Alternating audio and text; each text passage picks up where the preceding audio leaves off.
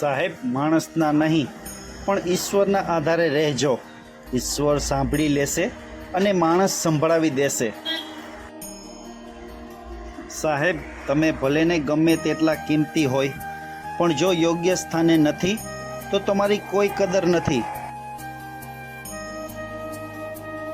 સૌથી મોંઘી ઘડિયાળ પહેરીને જોઈ લેજો દોસ્તો, સમય ક્યારેય તમારા કહ્યા પ્રમાણે નહીં ચાલે. તમારો બધો સમય ખુદને બહેતર કરવામાં લગાવો સાહેબ, કેમ કે આજકાલ સંબંધો માણસથી નહીં પણ પૈસાથી બને છે.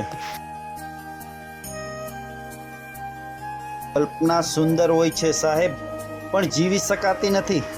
વાસ્તવિકતા કડવી હોય છે પણ મારી શકાતી નથી. નથી આવડત કોઈ જાતની, બસ શબ્દોને ગૂંથે જાઉં છું. લોકો સમજે છે રચનાને, હું મારી વ્યથા કહે જાઉં છું. હા બોલવામાં મોડું અને ના બોલવામાં ઉતાવળ કરવાથી જીવનમાં ઘણું બધું ગુમાવવું પડે છે.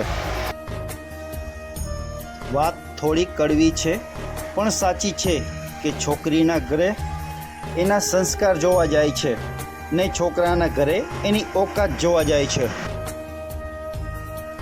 શબ્દો પાસે અર્થ જરૂર હોય છે પણ અર્થઘટન તો મન પાસે જ હોય છે.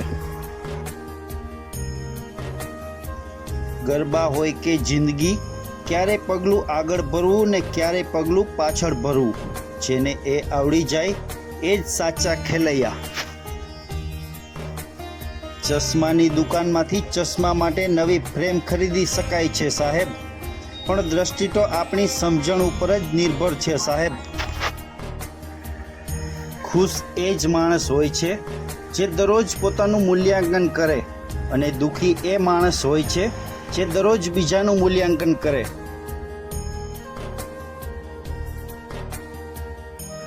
જીવનમાં વાંચવાની આદત હંમેશા રાખજો સાહેબ, પછી એ પુસ્તક હોય કે આંખો હોય કે પછી કોઈનું મન.